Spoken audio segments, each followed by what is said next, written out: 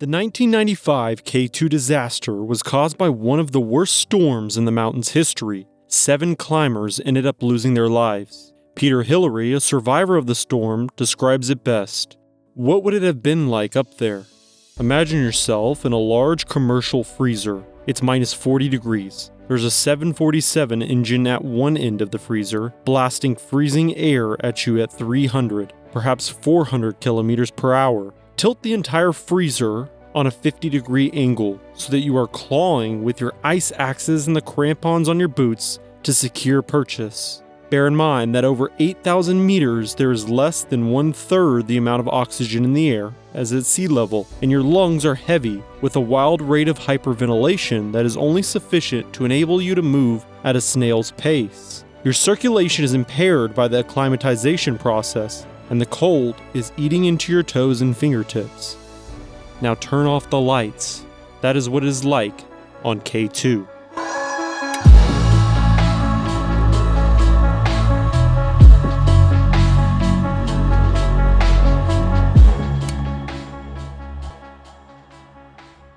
Jeff Lakes was born in the city of Trail, which is located in British Columbia, Canada. At the age of 18, he would begin his climbing journey, as most do, by rock climbing anything and everything near his own town. The next 15 years of his life were spent climbing. Not only did he become an experienced mountaineer, he also became a very good ice climber and a talented photographer. His talents allowed him to be featured in many outdoor magazines as he traveled the world climbing various peaks.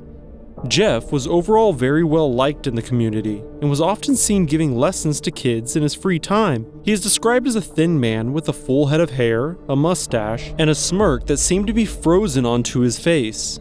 Jeff was unmarried and was known to be a loner, and like many professional climbers, his travel schedule and lifestyle made it hard to find a partner. But that was fine because his life was climbing, and eventually his skills would lead him to desire more. To climb peaks that few will ever say they have. And what better mountain to do that than K2?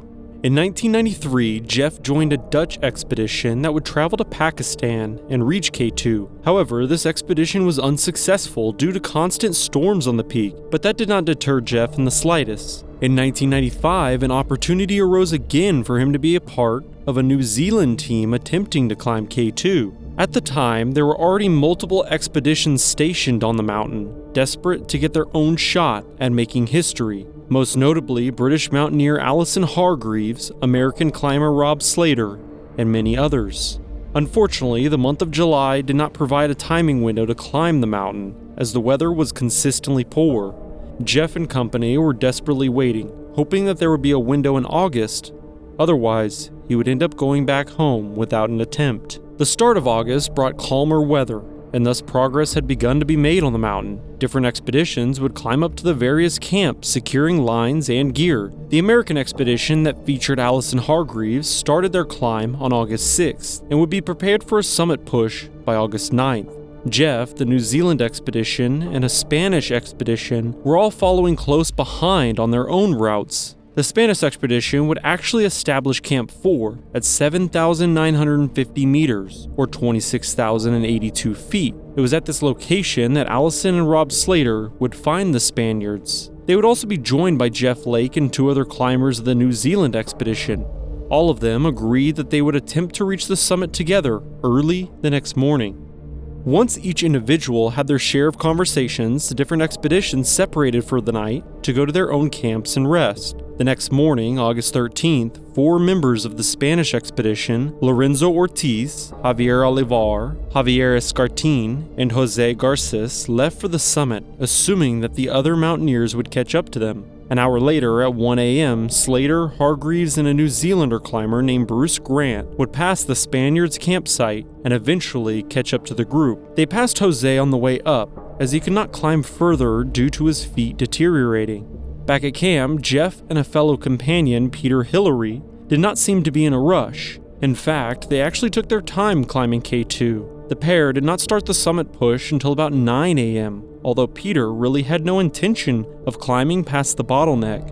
His goal was more or less to document and take pictures of their journey, not reach the summit. Once the pair reached the bottleneck, they sat down to rest. Not really feeling the urge to continue, Jeff and Peter watched as the climbers above them slowly made progress. From below, the group did not look to be in good shape. Most of them were either sitting down or laying against the ice, only taking a step forward just to rest again. Allison, wanting to be encouraging, was heard shouting, "Come on up," to Jeff and Peter. Another 10 minutes passed, and Peter noticed a dark cloud in the distance. He had a bad feeling, and Peter himself will attest that he heard a small voice telling him to go down, and with that, his mind was made up.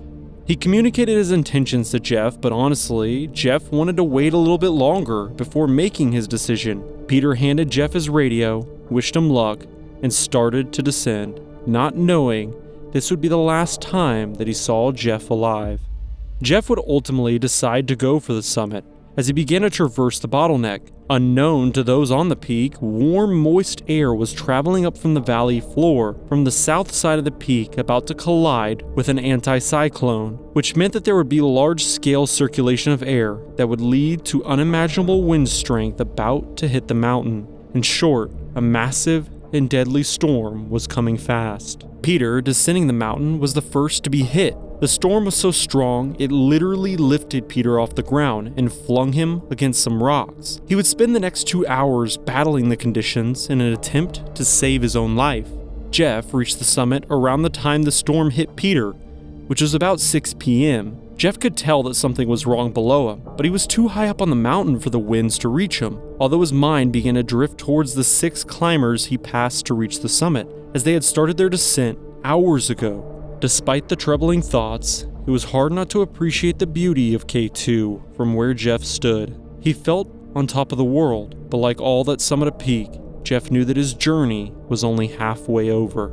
Once he started his descent, it did not take long to notice that the weather was deteriorating around him. Visibility began dropping rapidly as it was harder to see where to step. He was nervous, but knew to keep a level head, and the fixed lines that were used to ascend the mountain were still intact, so at least there was a guideline to help him traverse down from the summit. After what felt like ages, Jeff finally stumbled into the site where Camp 4 had been established, right around 8,000 meters.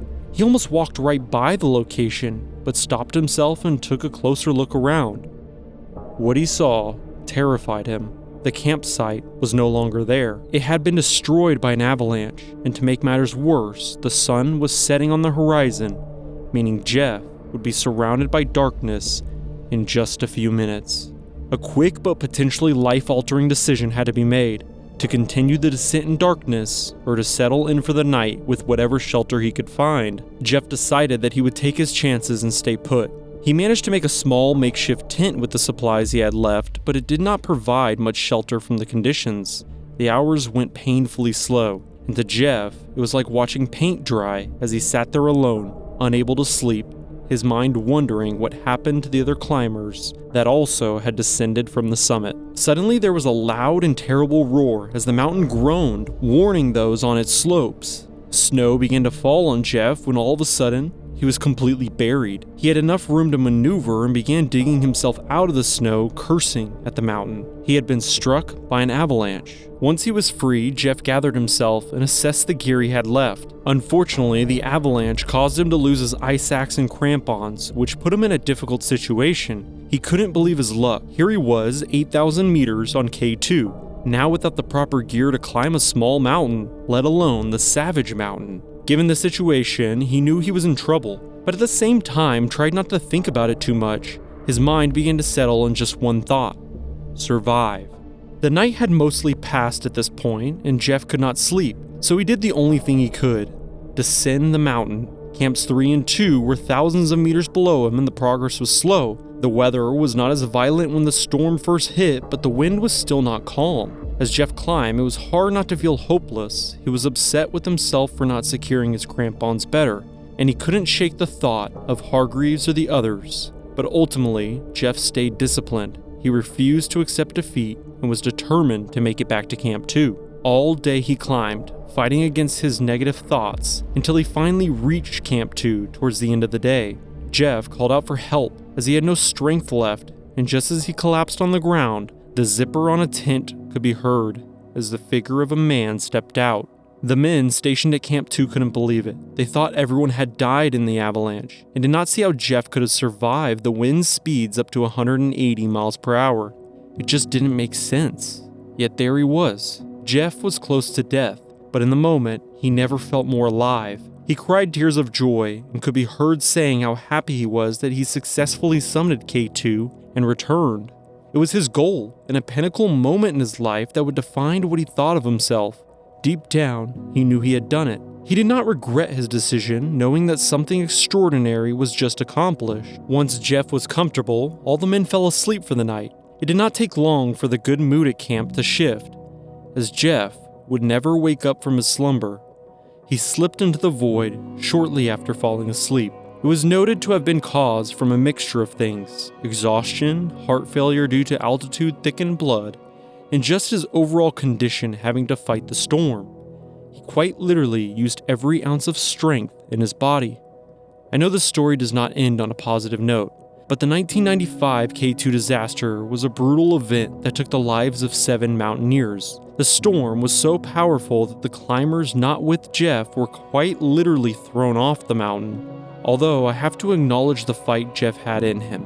He never gave up and will be remembered in such an incredible way.